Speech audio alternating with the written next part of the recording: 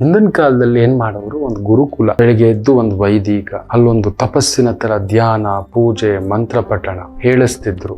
ಅಲ್ಲಿ ಅಧ್ಯಯನ ಮಾಡಬೇಕಾದವನು ಅಧ್ಯಾಪಕ ಅಧ್ಯಾಪಕ ಮಕ್ಕಳಿಗೆ ಪಾಠ ಮಾಡ್ತಿದ್ರು, ಪಠಿಸುತ್ತಾ ಓದಿಸುತ್ತಾ.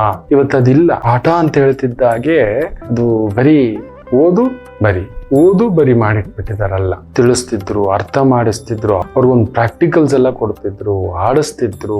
ದಿನಾ ಮಕ್ಕಳಿಗೆ ಕಡಿಮೆ ಅಂದ್ರೂ ಒಂದು 3/4 ಗಂಟೆಯಾದರೂ ಪರಿಸರದ ಜೊತೆ ಏನಾದ್ರೂ ಒಂದು ಗಿಡ ನೆಡೋದು, ಭೂಮಿ ಹಸನು ಮಾಡೋದು, ಕ್ಲೀನ್ ಮಾಡಿಸೋದು, ಒಂದು 3/4 ಗಂಟೆ ಆಟಗಳೆಲ್ಲ ಆಗ್ತಿದ್ರು. ಇವತ್ತಿಲ್ಲ. ಒಂದು 3/4 ಗಂಟೆ ವೈದಿಕ ಪರಂಪರೆ, ನಮ್ಮ ತಂದೆ ಅಂದ್ರೆ ಏನು, ತಾಯಿ ಅಂದ್ರೆ ಏನು, ನಮ್ಮ ಹಿರಿಯರಂದ್ರೆ ಏನು, ನಮ್ಮ ದೇಶ ಅಂದ್ರೆ ಏನು, ಇದೆಲ್ಲ ತಿಳಿಸಿ ಅವರಲ್ಲಿ ನವಯುಗದ ಸಮಾಜವನ್ನ ಕಟ್ಟಲಿಕ್ಕೆ ಪ್ರಯತ್ನ ಮಾಡಿ. ಇವತ್ತೇನು ಒಂದು ಪುಸ್ತಕ ಓದು ಬರಿ ಇಷ್ಟು ಬಿಟ್ರೆ ಇನ್ನೇನೂ ಇಲ್ಲ. ಆ ತರದ ಮೆಷಿನ್ಗಳು ಮಾಡ್ತಿದ್ದೇವೆ. ಇನ್ನೇನಾಗುತ್ತೆ ಮಕ್ಕಳು?